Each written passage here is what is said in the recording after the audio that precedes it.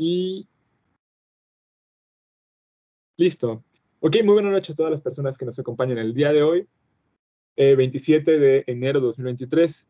En esta ocasión tenemos la oportunidad de presentar el tema duplicación del gen TANGO2, primera descripción de caso, a cargo de nuestro compañero Renato García González. Renato es estudiante de medicina de 10º semestre en la Facultad de Medicina de la Benemérita Universidad Autónoma de Puebla. Es director de investigación, más bien fue director de investigación en la gestión 2022 y actual presidente en la gestión 2023 del capítulo estudiantil de Mission Brain Lab. Es autor y coautor en publicaciones nacionales e internacionales en las revistas de Archivos de Neurociencias y Rheumatology International. Es becario de estancias de investigación en el Instituto Nacional de Neurología y Neurocirugía Manuel Velasco Suárez y también dentro de la Facultad de Medicina en el Instituto de Ciencias de la UAP, es decir, el ICUAP. Es ponente y asistente en múltiples congresos de medicina y de ciencia, tanto nacionales como internacionales. Asimismo, es miembro de Cochrane desde 2021 y actualmente coordina varios equipos de investigación con colaboradores de distintas partes del mundo. Así que, Renato, amigo, el micrófono y la batalla son todas tuyas, por favor, adelante. Muchas gracias, Paco, por tu presentación. Espero que este tema sea de muy enriquecedor para todos y que todos podamos aprender algo de genética y su aplicación en casos neurológicos, como podrán ver a continuación. Pues sobre este cartel puedo decir que fue presentado en el anterior Congreso Nacional de Genética Humana. El tema como tal es duplicación del gen TANGO2, que es un gen que se encarga de codificar para proteínas transportadoras en el aparato de Golgi. Ahorita veremos su importancia.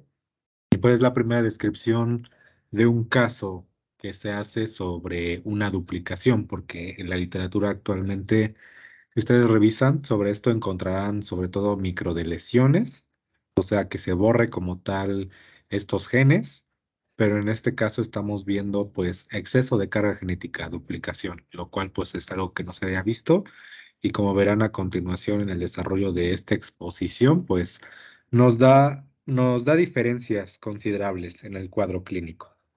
¿Ok? Bueno, pues este cartel fue una colaboración de varios autores, entre ellos pues un servidor, el doctor Israel Enrique Crisanto López, que hizo su servicio social en el Centro de Investigaciones Biomédicas de Oriente, la doctora María Patricia Saldaña Guerrero, que es profesora de genética médica en nuestra Facultad de Medicina, y ellos pues aquí están señalados como adscripción al Departamento de Genética de la Facultad de Medicina de la Benemérita Universidad Autónoma de Puebla. La doctora Rosa María Hernández Camacho, que pues es genetista, tiene la especialidad de genética médica. Laboró principalmente en el IMSS de San Alejandro y pues cuando este hospital dejó de operar, trasladó su práctica profesional al de la Margarita y también al Hospital Ángeles de Puebla. Entonces por eso tiene esta adscripción. Y finalmente, pero es una de las colaboradoras más importantes, la doctora Dulce María Castro Coyot, que es como tal la doctora genetista con especialidad en genética médica, que obtuvo este caso de su práctica profesional en el Centro de Rehabilitación e Inclusión Infantil de Letón, Puebla.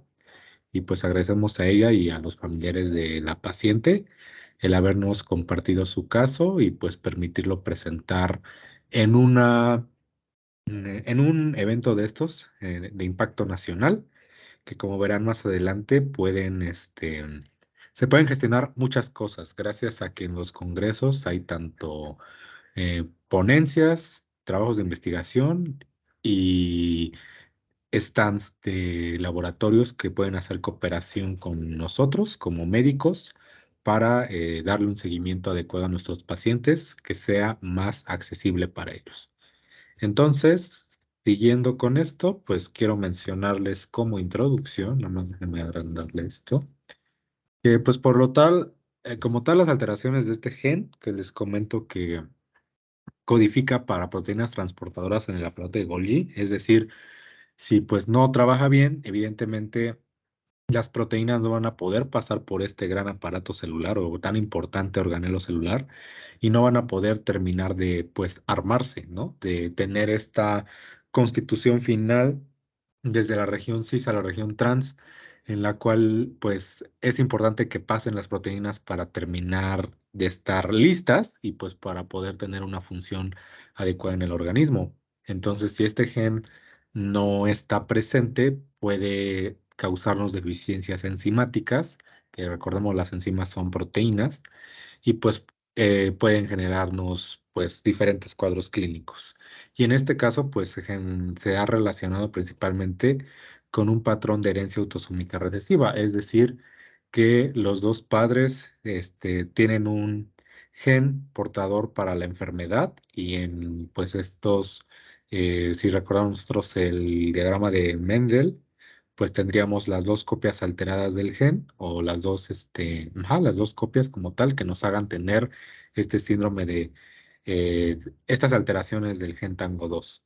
Sin embargo, aquí está lo interesante porque esto es como lo que está reportado en en la bibliografía, pero en este caso clínico es diferente porque en general, como les comentaba, esto está más relacionado con de lesión, esto que estoy diciendo de esta introducción y la presentación clínica descrita en la literatura se refiere a crisis metabólicas esencialmente, porque evidentemente si pues está codificándonos para enzimas que se deben determinar y formar en el aparato de Golgi, pues lo que principalmente vamos a tener van a ser crisis metabólicas y ahí se incluye hipoglucemia, hiperlactatemia e hiperamonemia, que pues en conjunto nos pueden generar un retraso en el desarrollo, regresión o convulsiones, debilidad muscular, lo cual es muy importante, y sobre todo porque es profunda, ataxia, desorientación que puede progresar a un estado comatoso y episodios agudos intermitentes de rabdomiólisis, es decir, de esta muerte muscular y arritmias. Y pues en la literatura solo no existen reportes sobre la ganancia de estos números de copias, eh, pero pues sí hay como tal de microdelesiones, como les comentaba hace un momento. Ok, entonces, dentro de los objetivos que tenemos acá es reportar la primera paciente con duplicación del gen tango 2 y datos clínicos de alteraciones causadas por mutaciones homocigotas o heterocigotas compuestas de este gen. Y pues de material y métodos, pues vamos a describir esencialmente el caso clínico. Pues se trata de una paciente femenina de 4 años 9 meses que inicia sintomatología a los 2 años con 9 meses de vías respiratorias y gastrointestinales. Entonces empieza esencialmente con un cuadro infeccioso que evidentemente se acompaña de un síndrome febril y pues en base a esto también se presentan crisis convulsivas que podrían asociarse a pues el síndrome febril. Sin embargo, ya más adelante veremos eh, algunas cuestiones sobre estas crisis que nos pueden incluso dar diagnósticos diferenciales. Deshidratación, evidentemente por este síndrome, la irritabilidad también relacionada a esto, y pues también tiene movimientos oculares erráticos inconstantes, lapsos de agresividad, lo cual ya está más relacionado con una parte conectiva. Este,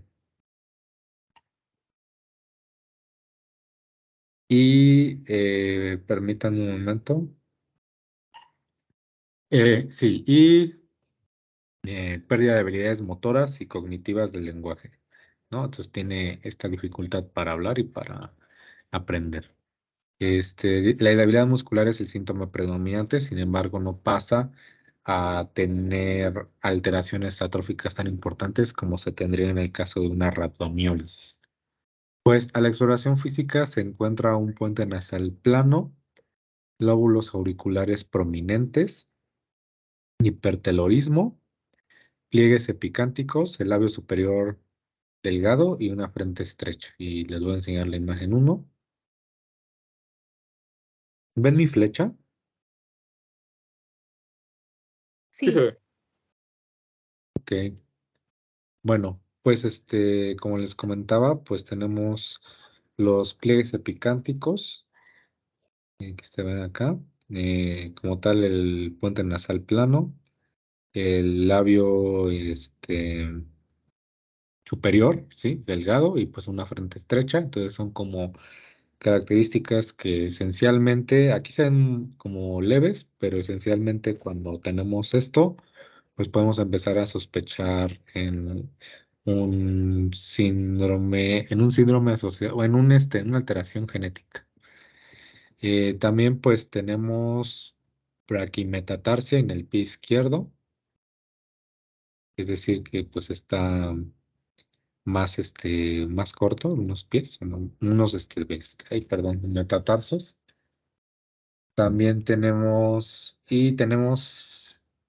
recurvatum de rodilla, es decir, que hay una eh, hiperextensión que se puede apreciar acá, que nos genera pues esta posición en curva o bueno, cóncava de la rodilla, ¿no? Y pues eso es como lo que observamos en cuestión del cuadro clínico, lo cual pues puede estar asociado con muchos padecimientos genéticos, ¿no? Ya desde que lo vemos en la consulta podemos empezar a inferir esas cuestiones. Sin embargo, pues eso es como lo que podemos observar estructuralmente o en la inspección y en la exploración, pero como veremos, pues tenemos resultados de laboratorio que reportan una CPK 283 unidades sobre litro, DHL 248, lactato de 2.6, un ataque de cráneo y una ataque toracoabdominopélvica sin alteraciones. Y pues en base a esto se realiza un panel de desórdenes neuromusculares por un estudio de secuenciación de siguiente generación, o acá dice Next Generation Sequencing, de Invitae de este laboratorio, que incluyó 211 genes asociados con desórdenes musculares. ¿Sí? Bueno, y ahorita vamos a describir un poco más lo de los resultados del laboratorio correlacionados con lo encontrado en la literatura y pues lo marcado en los estudios genéticos realizados y la exploración física. En cuanto a los resultados, se identificó como tal una ganancia de la secuencia codificante completa del gen Tango 2, 3 copias, y entonces esta se reporta como variante de significado incierto. Aquí hay un detalle que debo mencionarles sobre las variantes de significado clínico incierto. Para comprender un poco más esto y ver por qué fue incluso algo conflictivo en nuestro, mm, en el momento de presentar este caso, es porque cuando un laboratorio te puede sacar esta secuenciación, ¿no? Y determinar, pues que sí, tienes unas copias determinadas de tal gen, pero ellos, después de haber dicho, bueno, sí tienes replicado este gen, pero para ellos poder asegurar que esta duplicación sea patogénica o de verdad esté asociado a algún padecimiento, pues genético, deben tener muchos datos de pacientes en la misma situación que tengan una correlación clínica entre la duplicación de este gen y las alteraciones clínicas que se observan. Por eso es que fue un poco conflictivo presentar un caso en el que este gen está duplicado, porque precisamente el laboratorio reportaba esta variante como de significado clínico incierto, porque aún no hay muchos casos de duplicación que se estén reportando y que nos estén demostrando que hay una correlación clínica verdadera entre la patología y la duplicación. Entonces, por eso, como no pueden ni afirmar ni negar que sea patogénica esta duplicación, es que lo reportan como variable de significado clínico incierto. Aquí elaboro desde el punto de vista de genética médica para que si no sé, alguna vez haya estado interesado en esta especialidad, para que tengan una idea de lo que se hace, es pues primero pues la semiología, la historia clínica, los estudios de laboratorio, etcétera. Entonces, para poder llegar a la etiología de un padecimiento genético, pues en base a lo que tú observas, tratas de relacionarlo con una de las patologías que ya conoces. Evidentemente, todo esto que observaron de esta paciente se relacionaba con enfermedades neuromusculares. Entonces, ¿cuál fue el comportamiento del genetista? Decir, bueno, entonces, como yo sé que a fuerza está relacionado con enfermedades neuromusculares, entonces yo voy a voy a solicitar a tal laboratorio un panel de secuenciación de todos estos genes que solo hablen de enfermedades neuromusculares. Entonces, como yo le pedí esto al laboratorio, el laboratorio me va a mandar y ahora a mí me corresponde, como médico, investigar en la literatura si verdaderamente hay una relación entre lo que encontré duplicado o deletado y el cuadro clínico que estoy observando. Entonces, si dan cuenta, incluso en esta especialidad de genética médica, hay un componente de investigación importante e incluso podemos toparnos con patologías como estas que no tienen un consenso aún sobre pues estos síndromes de lesión y microduplicación porque no hay todavía suficientes casos que nos permitan tener datos en una N con significativa o en una proporción significativa que nos haga decir, sí, tenemos ya la certeza porque ya tenemos suficientes casos como estos. Entonces, eso es a lo que se refiere un laboratorio cuando les dice significado clínico incierto, a que no tiene como tal los suficientes datos para reportarlo o para decir que en sus pacientes que ha revisado hay una correlación con la patología. Entonces, pues así lo determinan y pues ya podrán ver un poquito, ya les estoy explicando un poquito cuál es el abordaje que se hace desde la esfera de la genética médica. Bueno, y entonces continuamos. Entonces, con respecto a la discusión, pues tenemos aquí una tabla comparativa sobre todos los hallazgos, tanto clínicos como de laboratorio y de resonancia magnética cerebral, porque pues es importante destacar algunas diferencias con lo encontrado en la literatura y con lo encontrado en este caso. Como tal, aquí pues mencionamos que las características clínicas de la paciente concuerdan con algunas características de las que son descritas en la literatura con de lesiones en este gen, las cuales se describen en esta tabla. Y pues esto es como lo que voy a tardar un poco más explicando con ustedes. Aquí tengo una simbología en la cual si nosotros tenemos una R y una palomita verde, significa que lo que yo estoy mencionando en la tabla está siendo reportado en la literatura. Y si tenemos una C y una palomita azul, estoy diciendo que lo que está en la tabla fue reportado en nuestro caso clínico. Entonces, evidentemente, va a haber cuestiones en esta tabla que van a ser, algunas solo van a ser reportadas en la literatura, o sea, no va a tener nuestra paciente que estoy presentando, y otras van a solo ser reportadas en este caso clínico, o sea, que no son reportadas en esta duplicación, pero no en la literatura, que como ya les dije, está relacionada a la literatura más con microdeleción, no con microduplicación.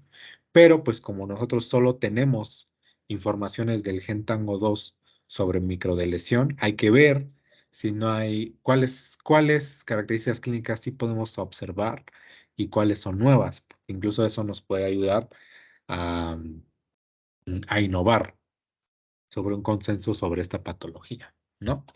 Entonces, pues ya aquí les menciono que como tal las alteraciones de Tango 2, lo que más nos dan importante son una encefalopatía metabólica, por los que les comentaba. Como son enzimas que no están siendo producidas adecuadamente bueno, no producidas, pero sí terminadas no se están terminando de construir apropiadamente en el aparato de Golgi, pues nos van a presentar crisis metabólicas y esto, pues correlacionado con el ciclo cardíaco, nos puede generar arritmias, recordando las enzimas que también pueden estar elevadas en el caso problemas cardíacos. Entonces, pues vamos con ello.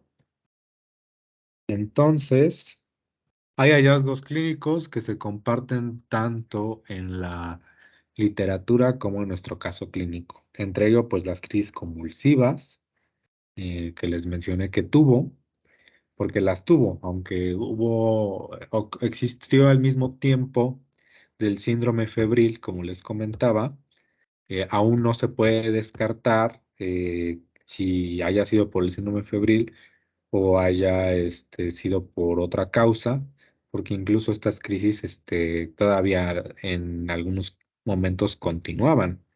Entonces, por eso no se puede descartar del todo. Hay debilidad muscular, lo cual se comparte tanto en la literatura como en el caso, ataxia y desorientación.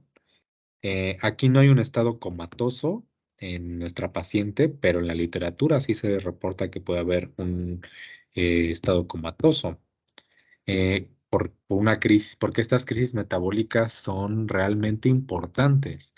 Y aquí en este caso de la paciente, aunque sí hay elevaciones, por ejemplo, como lo mencioné más adelante, en los laboratorios de ciertas sustancias, pero son elevaciones mínimas, o sea, se elevan muy poco. Y por eso es que incluso se puede argumentar que, pues, otros diagnósticos diferenciales como epilepsia, este, aún puedan estar presentes. Entonces, esa secuenciación incluso de esos genes relacionados con epilepsia aún podría ser considerada para abordar a nuestra paciente. Ok, entonces para que también visualicen esto. En las mioclonías y la hipotonía, pues la encontramos en este caso clínico. La disfagia y la arritmia solo se encuentran en la literatura. Nuestra paciente no tiene disfagia, o sea, no tiene alteraciones en el esófago y no tiene alteraciones en corazón, lo cual pues es relevante porque el cuadro clínico que nos presenta sí es de debilidad, pero no es tan importante ni tan peligrosas las crisis, ni hay crisis metabólicas peligrosas que nos ocasionan problemas. Movimientos oculares erráticos, esto solo ocurrió en el caso clínico, el estrabismo divergente derecho también en el caso clínico. Estas son como alteraciones estructurales que estarían relacionadas más con gen. Incluso puede ser que exista algún gen que no se haya visualizado en el panel neuromuscular y entonces podrían considerarse otros paneles para verificar estas alteraciones estructurales. El retraso global en el desarrollo pues, se manifiesta en las dos fuentes, en el caso y en la bibliografía. También la discapacidad intelectual y la regresión de habilidades motoras y cognitivas. Aquí la paciente, aunque tiene, como les comentaba aquí en la imagen, eh, un recurvatum de rodilla, en la cual pues encuentran una hiperextensión. Aunque la paciente presenta esta alteración estructural, mm, no hay una mala coordinación ni una marcha inestable. En realidad la paciente puede caminar y sí puede coordinarse para caminar. No es que se ande tropezando, no es que tenga problemas, sino que en realidad sí puede ser funcional en cuanto a su caminar.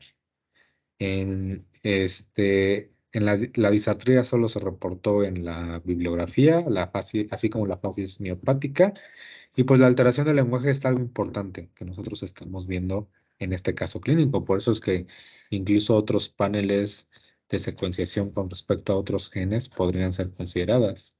Entonces aquí se las pongo, aquí se las había puesto, pérdida de habilidades motoras cognitivas y de lenguaje. Entonces ahí está dificultad en el habla. Y ahora vamos con los hallazgos de laboratorio. Las crisis metabólicas agudas, como les comentaba, aunque los laboratorios están un poco elevados en ciertas sustancias, como lo verán, en este caso no son lo suficientemente elevados o lo suficientemente importantes para que nos causen una crisis metabólica aguda que nos lleve a una hipoglucemia, una hiperlactatemia, una hiperalmonemia, con todas las repercusiones neurológicas o incluso en el estado de alerta que pueden tener. Entonces, pues por esto también es que no encontramos ni estados comatosos ni nada de eso, lo cual pues es de buen pronóstico para nuestra paciente, pero pues es una clara diferencia entre las deleciones y las duplicaciones, en este caso al menos. Encontramos catecolaminas en la orina en este cuadro clínico.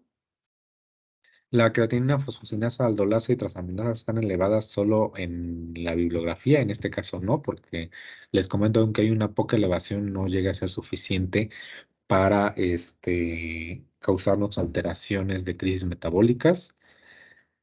La rabdomiólisis no está presente. El hipertiroidismo tampoco está presente en este caso, pero sí en la literatura. Y como les comentaba, la elevación de CPK, DHL y lactato está elevada, pero no lo suficiente o no al mismo nivel que en lo reportado en la literatura, eh, de tal manera que nos pueda presentar una crisis metabólica muy importante que nos afecte el estado de conciencia de nuestra paciente. Aquí están los datos y por si ustedes después gustan checar los valores de referencia y los pueden revisar, pero ustedes verán, si checan las tablas de valores de referencia, que la elevación de estas sustancias es muy mínima. Incluso fue algo que se nos comentó cuando expusimos el caso en el Congreso. Y pues todo esto pues está más asociado para síndromes de lesión. Sin embargo, hay algunas características que se comparten con el cuadro clínico. No todas, como ya mencioné, sobre todo en cuestión de las crisis metabólicas, que yo creo que sería lo más relevante. Este, pero pues sí hay otras cosas que no pasan en este caso y sí se reportan en la bibliografía. Y pues con respecto a los hallazgos de resonancia magnética cerebral, pues en esto sí se muestra una pérdida de volumen cerebral en la bibliografía, pero no en este caso clínico. Y pues evidentemente, como pues no hay pérdida de volumen cerebral en este caso clínico, pues las resonancias magnéticas no muestran alteraciones parenquimatoides cerebrales, infra ni supratentoriales y no hay alteraciones morfológicas congénitas. Entonces, estructuralmente el cerebro y también pues la porción toracoabdominopélvica de nuestra paciente están bien. Entonces, si resumimos, tenemos una paciente con alteraciones estructurales solo en extremidades y algunas muy leves en cara, con pues hallazgos tanto de habla cognitivo, de disfunción cognitiva y del habla que están presentes, con crisis convulsivas, con debilidad muscular, con movimientos erráticos, o sea, con padecimientos más que nada oftalmológicos y con elevaciones muy leves de CPK, DHL y lactato que no nos alcanzan a generar crisis metabólicas agudas y pues con respecto al cerebro, pues no hay alteraciones. Entonces no podemos relacionar el retraso cognitivo ni el retraso global del desarrollo con una disfunción propiamente orgánica o propiamente estructural hasta el momento, pero pues puede ser debido a muchas otras cuestiones que podrían analizarse de mejor manera en otros paneles de secuenciación. Evidentemente, a lo mejor ustedes me dirán, bueno, pero si hay tantas esferas que todavía podríamos checar para evaluar la etiología del padecimiento, sobre todo en las esferas cognitivas y del lenguaje, o por ejemplo, incluso en el caso de prevención. Aquí a lo mejor ustedes me podrían preguntar por qué ustedes no solicitan un panel de secuenciación para estos hallazgos. Y yo les diría, bueno, porque en realidad las crisis convulsivas, que se presentaron no han sido como tal lo suficientemente relevantes para constituir un síndrome convulsivo propiamente dicho, por lo cual podrían estar asociados a otros factores, desde el síndrome febril o incluso algunas otras cuestiones que ya incluso veremos cuando volvamos a repasar epilepsia, porque se va a volver a repasar en en esta gestión para nuestro programa académico con el doctor San Juan y nos va a dar ese taller que nos dio a nosotros en el Instituto de Neuro. Pero bueno, o sea, pues no son tan importantes para constituir un síndrome y como no son tan importantes para construir un síndrome, pues no le voy a hacer a la familia gastar miles de pesos en un estudio que solo me va a servir para valorar una etiología y que al final no va a modificar como tal el tratamiento, ¿no? También ustedes me pueden decir con respecto a lo del lenguaje y lo cognitivo, porque al final del lenguaje cognitivo lo voy a corregir con terapia con psicóloga, o sea, es algo que si, aunque yo sepa la causa del gen que quizá esté alterado ahí, pues el que yo sepa la causa no me va a ayudar como tal a cambiar la orientación terapéutica, ¿no? Y porque en este caso sí decidimos el de panel de enfermedades neuromusculares, pues porque es el principal eh, signo clínico, la debilidad muscular, y pues teníamos que verificar la etiología para poder dar un abordaje, porque evidentemente si no fuera por una causa genética esta debilidad o no se podía demostrar esa causa genética, pues entonces tendríamos que voltear el abordaje hacia causas metabólicas, ¿no? O hacia causas o sea, hacia otras causas. Pero pues ya como en este caso ya se está demostrando que sí, pues entonces ya podemos dar un tratamiento enfocado a tratar una patología genética, ¿ok? Entonces, eso, por eso es que es importante. Y bueno, con respecto pues ya a nuestras conclusiones, vamos a decir que esta variante no ha sido reportada en afectados con patología del gen tango 2. Sin embargo, la paciente presenta datos clínicos descritos en individuos con mutaciones en este gen, como ya les mencioné. O sea, hay algunas cosas que, aunque solo han sido reportadas en microdelesiones, nuestra paciente sí presenta, aunque tenga una microduplicación. Y pues las pérdidas o ganancias de información genética pueden ocasionar fenotipos específicos, como ya lo pudieron ver desde la inspección general o desde la exploración física. Se ha descrito que el fenotipo de las duplicaciones es menos grave que el de las deleciones. Eso es algo como importante, ¿no? Porque el que te sobre un gen quizá sí causa alteraciones pues relacionadas a alteraciones de ese gen, pero no sean tan graves como podría ser si te faltara, ¿no? Como ya lo vieron, o sea, esta paciente no tiene rhabdomiólisis, no tiene crisis metabólicas agudas y no tiene arritmias, cosas que ya serían más graves y podrían empeorar el pronóstico. Entonces, hay algunas cosas que sí tiene, pero son leves, ¿no? En este caso, lo que les comentaba, la elevación de estas sustancias, que si se elevaran más, nos provocarían una crisis metabólica, pero como no llegan a ese grado, pues no tenemos un cuadro clínico relacionado a esta crisis metabólica que posteriormente nos afectaría el estado de la conciencia. Y bueno, pues se reporta un coeficiente de triplosensibilidad de 0,44 para este gen, según la base de datos de DECIPER. O sea, aquí nosotros vemos que, o sea, tenemos que analizar mediante estas bases de datos qué tan posible es que esta variante esté relacionada con una patología, ¿no? Y esto, pues, el determinar cuándo un coeficiente es significativo o no, ya lo determina como tal el genetista y el laboratorio, pero pues precisamente nosotros vemos uno de 0,44 que sí es algo significativo.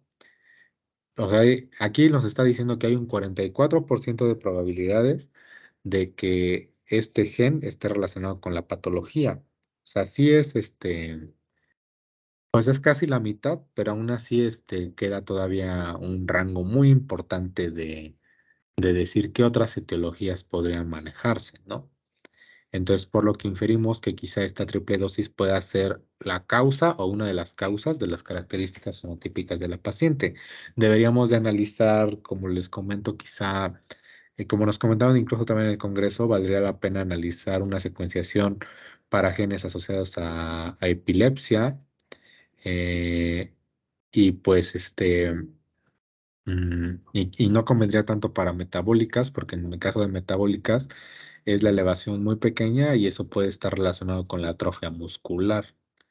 Y no hay una rabdomiólisis, entonces eso es también lo que nos argumentaban. O sea, en base a la experiencia clínica de algunos de los revisores, decían que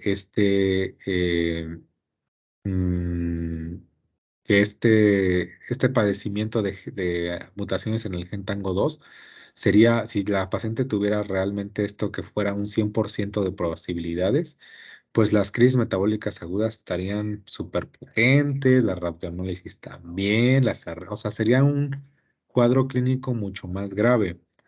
Y si dan cuenta, lo que les he expuesto es un cuadro clínico parecido, pero leve. Sin embargo, hay algunas cosas nuevas, por ejemplo, las oftalmológicas y las de cuestión que podríamos analizar de epilepsia, porque eso no lo podemos todavía descartar, que pues nos puedan apoyar a, a definir mejor la etiología. Pero como les comentaba, el detalle de las crisis convulsivas sobre todo es que aunque sí hay, pero son todavía pocas para establecer un, un síndrome epiléptico como tal que nos haga pensar ya en epilepsia. Entonces, como no se cumple la definición de epilepsia y solo son crisis convulsivas aisladas, eh, pues aún no vale la pena hacer gastar a la familia en un estudio. Quizás si más adelante, en el avance de la paciente, nosotros tenemos una exacerbación de estas crisis convulsivas. Sacamos ahora sí el panel y vemos que pues efectivamente hay una causa genética de epilepsia y ya con electros y todo, tenemos todos los argumentos para decir que es epilepsia, pues ahí sí, y ya ahí ya podría implementarse un tratamiento farmacológico contra la epilepsia. Pero pues si aún no lo tenemos, pues aún no vale la pena ni espantar a los papás ni adelantarnos a cosas que todavía no sabemos si sí van a suceder o no. Sin embargo, pues es algo que podemos tener en cuenta en nuestro expediente clínico y que cuando sea necesario o cuando se llegue a presentar la necesidad en esta paciente, pues podamos abordarlo. Y eso es lo importante de de este abordaje genético, porque un genetista pues acompaña prácticamente a su paciente toda la vida y en función de lo que empieza a presentar o lo que no empieza a presentar, porque recordemos que hay factores hormonales, inmunológicos, etcétera, que nos pueden alterar, ok, pues son los famosos factores epigenéticos, incluso de ambiente, que nos pueden modificar cómo se expresan nuestra carga genética o el fenotipo que tenemos, pues en base ya a eso, y a esos cambios, pues ya nosotros podemos acompañar de mejor manera a nuestra paciente y darle un abordaje, pues en un momento adecuado, ¿no? Y no saturar al paciente de entrada con todas las posibilidades, porque aunque es posible que se presente, puede ser que por ahora no, y pues no saturamos tanto al paciente ni a los papás, ni cargamos tanto de dinero, ni nada de nada. Entonces son como cuestiones que pues nosotros como médicos sí podemos considerar. Quizá una persona en ciencia básica sería para ellos lo más importante saber la causa de estas patologías y sacar una investigación en base a ello para hacer un consenso, pero en nuestro caso lo que más importa es el paciente, porque pues recordemos, nosotros tratamos enfermos, no enfermedades, y pues al final, más allá de los hallazgos que podemos hacer en investigación, siempre vamos a poner primero el bienestar de nuestro paciente. ¿Ok?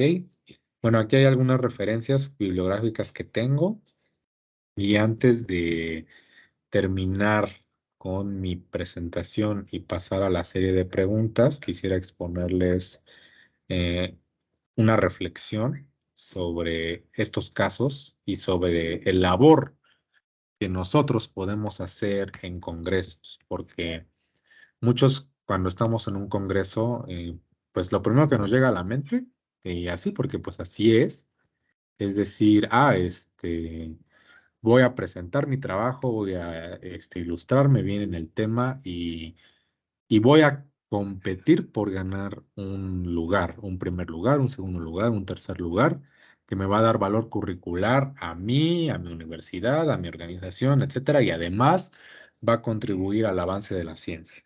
Y sí, realmente sí es ese escenario la mayoría de las veces. Pero yo con este trabajo yo quiero exponerles que podemos nosotros, mediante una exposición de un cartel en un congreso nacional o incluso internacional, podemos gestionar abordajes con los laboratorios y abordajes con otros médicos que tengan pacientes similares y que nos ayuden a mejorar la atención de pacientes con características similares y que en el caso de nuestro paciente que estamos presentando le ayuden a que ciertos estudios puedan hacerse incluso de manera gratuita, lo cual pues disminuye mucho la carga de enfermedad que puede tener para el paciente. Entonces yo quisiera invitarlos a hacer este ejercicio, a que si alguno de ustedes alguna vez tiene oportunidad de presentar un caso clínico, de ir con una mentalidad en la que ustedes van a ese congreso para conseguir o buscar un beneficio para su paciente. Gestionar con un laboratorio que saquen quizá un estudio de manera gratuita o quizá incluso un tratamiento, porque las exposiciones de carteles no son solo concursos, son oportunidades para exponer hallazgos sobre una investigación o estos casos clínicos que pues también pueden tener un uso social. ¿Ok? Entonces vamos a pasar con esta reflexión. Entonces, pues aquí les muestro mi publicación de Instagram. Acá hago un pequeño resumen. Dice, los síndromes de microdeleción y microduplicación involucran zonas muy pequeñas del genoma, menos de 5 megabases, porque hay que destacar acá que si nosotros, a partir de las 5 megabases, nosotros en un cariotipo, o sea, el microscopio, podemos observar alteraciones. Pero si nosotros tenemos una alteración menor a las 5 megabases, entonces no lo vamos a ver en el cariotipo y vamos a tener que buscar alteraciones más pequeñas. De ahí que se mencionen como síndromes de lesión y microduplicación, ¿no? Incluso yo tuve una difusión sobre eso en mi Instagram con unas preguntas que lancé. Bueno, por ello es importante reportarlos y favorecer la participación de otros médicos con pacientes similares y la cooperación con laboratorios para que los estudios de genética molecular sean más accesibles para los pacientes.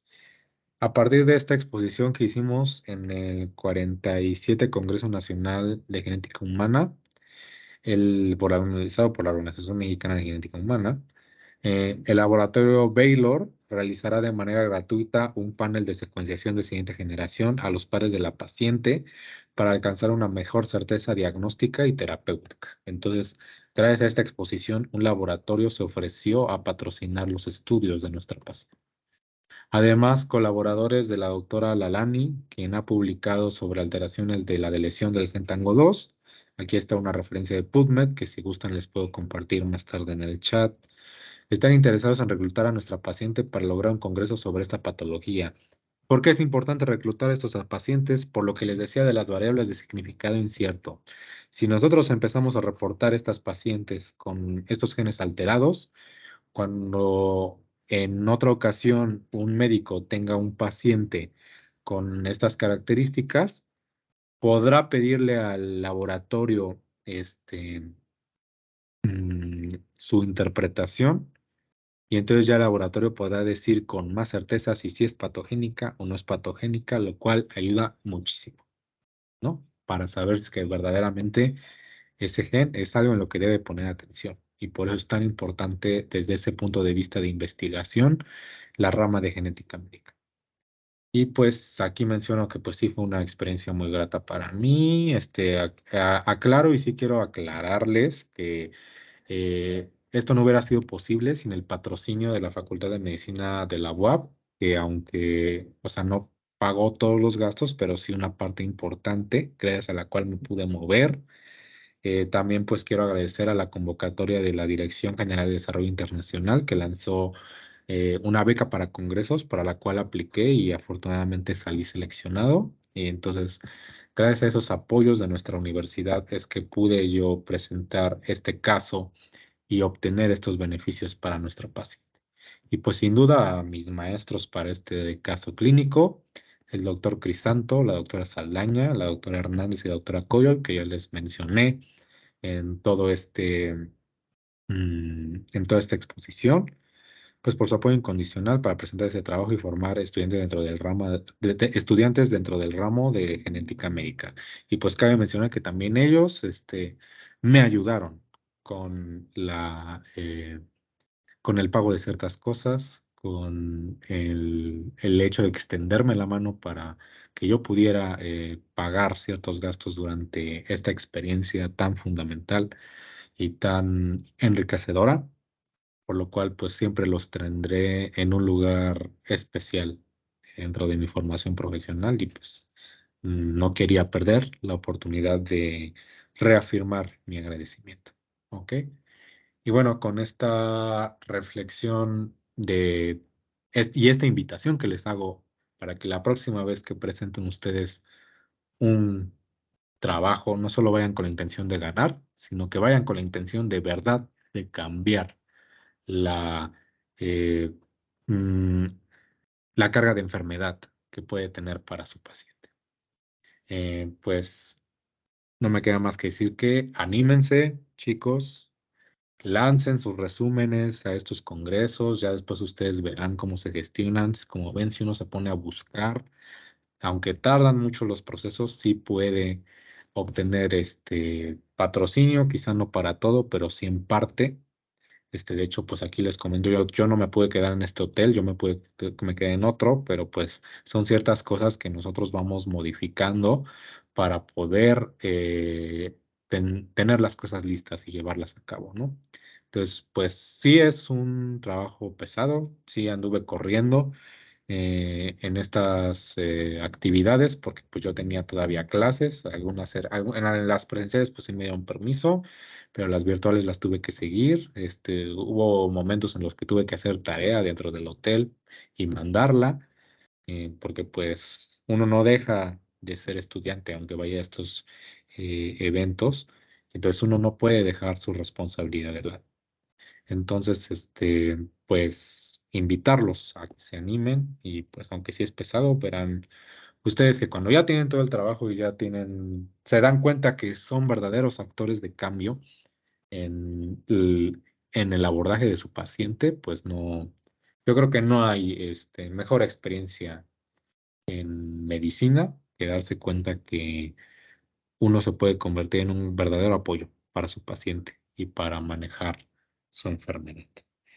Y pues ya con esta pequeña reflexión y invitaciones, pues quiero compartir con ustedes que continuar está en nuestras manos, el lema de la Asociación Mexicana de Genética Humana, y pues espero muy pronto ver más caras en este capítulo, ver más postulaciones de carteles y que en un futuro en las siguientes series semanales que tengamos, pues puedan compartirnos sus experiencias. Pues agradezco mucho la atención y quedo abierto a sus comentarios, chicos, o sus preguntas. Gracias. Muchísimas gracias, Renato. Felicitarte por tan brillante exposición y también felicitarte por la perspectiva humana que le diste a este trabajo. Yo creo que algo muy importante de los carteles también es levantar la voz, ¿no? Es levantar la voz, en este caso, por los pacientes o por el mal manejo que en algunos casos desde la salud pública se está llevando. Entonces, y en este caso, que es una enfermedad genética, que muchas veces son consideradas, y entre comillas, enfermedades raras, demostrarle a las demás personas, tanto del personal de la salud como algún personaje de la política que pueden llegar a estar en estos congresos, que existen estas personas, que existen estas enfermedades y que no porque sean pocas las personas que lo presentan, no merezcan un tratamiento. Entonces, siempre hay que levantar la voz eh, por los pacientes para, al final de cuentas, buscar una mejoría. Y en el caso de algunas otras cosas, como por ejemplo, también siguiendo la línea de que son pocos los casos, o en el caso de que una enfermedad sea muy incidente en una población, también ayudar a proponer ideas de cómo es que estas personas que estén en el Congreso, que puedan ayudar a estos pacientes, proponer estas ideas de cómo es que podríamos mejorar su tratamiento y su estancia hospitalaria.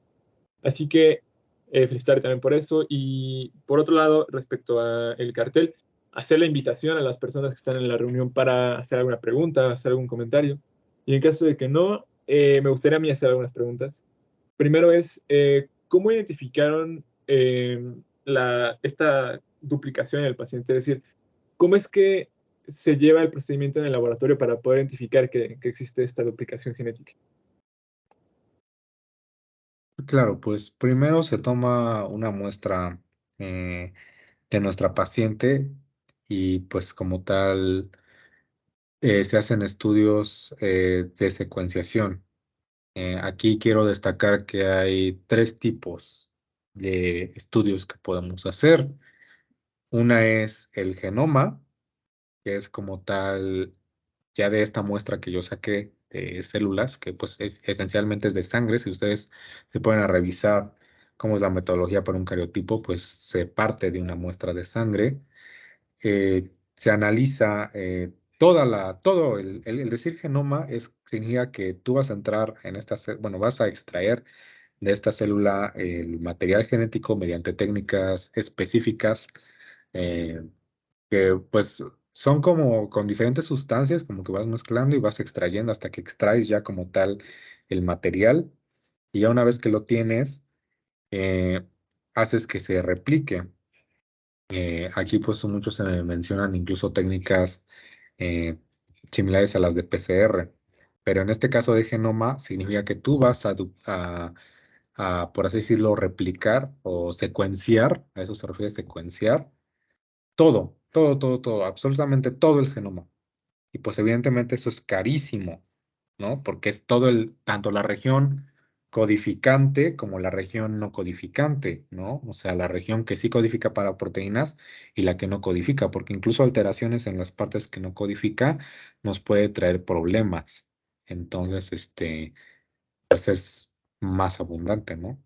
Luego lo que está es el exoma, que en sí esto es una secuenciación, así lo mismo que les digo, pero aquí se hace una separación en la región codificante. ¿Y cómo se logra esto? Pues ustedes recuerdan, o bueno, me imagino que en Embrio les dieron un recordatorio, pero si no fue así, en genética médica les darán un recordatorio. No sé si alguien ya ha llevado la materia, pero ahí les darán un recordatorio. Pues, ¿cómo identificamos la codificante y la no codificante? Pues porque hay señales de inicio y señales de paro, ¿no? Que podemos recordar incluso en nuestros cursos de preparatoria, ¿no? Aquí tendría yo que exponerles todas esas combinaciones de nucleótidos que nos dan esas señales de inicio y de paro, pero pues esencialmente es eso. Buscamos la señal de inicio, la de paro, y pues solo nos quedamos con la codificante, ¿no? Entonces nosotros lo empezamos a codificar y ya tenemos todo lo esperado, ¿no? Toda la porción codificante, pero pues evidentemente eso también es muy caro porque aunque solo es la codificante, pero es de todo el genoma, ¿no? Pero solo la parte codificante. Y entonces, después está la secuenciación de siguiente generación, que fue lo que hicimos acá y que es el estudio más barato y que aquí también nos apoyó el laboratorio en gestionarlo. Porque aquí ya tú sabes cuáles son los genes que te interesan y entonces vas directamente al gen, o sea, sacas otra vez, extraes el material genético. Es un proceso diferente, incluso que involucra centrifugados y todo esto. Sacas el material genético eh, y tú te centras en que tu polimerasa solo sea sensible para secuenciar ciertos genes, ¿no? En este caso, pues ya hay como reactivos estandarizados para que inmediatamente de que tú pones la polimerasa solo se enfoque en todos los genes, en este caso, pues neuromusculares. Entonces, como solo me va a sacar solo esos genes, pues entonces ya los voy a tener y ya me encargo yo de secuenciarlos y ver si evidentemente hay una duplicación. O sea, en ese proceso que yo copié esos genes que me pidieron, o esa polimerasa copió los genes que le pidieron, pues va a decir, ah, bueno, pues de tal gen, una copia, de tal gen, tantas copias. O sea, pero evidentemente, pues va a ser, por ejemplo, no sé si este gen era UAG, por así decirlo, en el otro va a ser UAG dos veces, ¿no? Entonces, así es como se dan más o menos cuenta de cómo está. O sea, es como un ejemplo muy sencillo, ahorita como te lo estoy diciendo, obviamente es súper complejo porque no solo son codones de esa manera, son varios y son largos y son de determinada extensión, que incluso son cosas que solo el laboratorio sabe, ¿no? Y pues o incluso puede ser que no lo sepan y solo lo sepan mediante un reporte que les da la máquina cuando ya se generan las reacciones de polimerasa. Pero entonces, esa es la manera en la que pueden darse cuenta. Y pues es mucho más efectivo así, porque pues además de que es más barato, es más rápido y ya em, puede llegarse a un diagnóstico de certeza. Y pues así sería el proceso. Listo, muchísimas gracias. Igual alguien tiene alguna pregunta más. Renato, oye, me gustaría hacer la pregunta de, ¿a este paciente se le realizó evaluación neuropsicológica? Sí, pero eso ya lo llevó otro departamento y de hecho todavía está yendo con la psicóloga para manejarlo de la terapia ocupacional también, porque se recuerdan un factor aquí también era la irritabilidad. Entonces sí se le hizo, pero o sea, no tengo como tal ese abordaje porque como tal los genéticos médicos, o sea, solo lo derivaron y ya el neuropsicólogo ya sabrá cuál es el abordaje que da. Pero sí se le mandó evaluación de ese tipo y pues sigue en el abordaje en el centro Teletón con la psicóloga. Va que va. Bueno, pues muchísimas gracias, Renato. ¿Alguien quisiera complementar algo, a mencionar algo, a hacer alguna pregunta más? O en caso de que no, Renato, ¿te gustaría dar un mensaje final para terminar esta sesión? Pues nada, chicos, pues muchas gracias por estar aquí. Perdón por haber iniciado un poco tarde, es que se me complicaron unas cosas, pero pues ya, son cosas que pasan. Pero pues gracias por estar acá y espero que esto los inspire a hacer más cosas y a no olvidar esa parte humana de sus pacientes y que todo su actuar médico, más allá de competir, como les dije, les ilustré hace un momento en el ejemplo de los carteles, más allá de competir entre ustedes y de ganar un lugar en tal hospital o etcétera, sea de verdad para mejorar la calidad de vida de los pacientes que les tocan atender. Entonces, mientras ustedes no pierdan de vista eso, que lo que importa es el paciente y que su compromiso es con el paciente, no con su ego, ni con la academia, ni nada de nada, es con el paciente. Verán ustedes que todo lo demás llega por sí solo. Y pues yo creo que con ese mensaje concluyo, porque no quisiera que los miembros de este capítulo olviden esa perspectiva sobre el abordaje. Entonces, pues, sin más por el momento, pues yo creo, Paco, que ya podríamos terminar la grabación y si quieres ahorita vemos si podemos formar el equipo de hackathon. Va, entonces, para quienes vean la grabación, hasta luego y nos vemos en la próxima semana, el día 3 de febrero de 2023, Sí, con, a las 2 de la tarde, a las 2 de a- la tarde vas. con el doctor Daniel San Juan, que nos dará el tema. De cannabidol y epilepsia, digo, y cefaleas, perdón. Listo. El uso del Entonces, cannabidol en cefaleas. muchísimas gracias y hasta la próxima. Gracias, chicos.